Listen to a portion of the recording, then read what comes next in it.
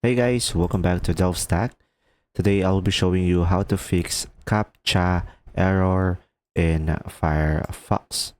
So guys, if you ever encounter this issue, what you could try to do is you could just simply go ahead and open up your Firefox and go for about config, and now it will redirect you to this tab. So just simply go ahead and select accept the risk and continue, and now you will have the search bar over here at the top.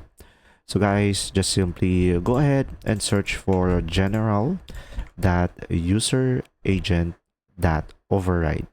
So over here, you will have three options: Boolean, number, and string. So make sure to select the string over here, guys. And now just simply select the plus icon and you will have this long bar over here.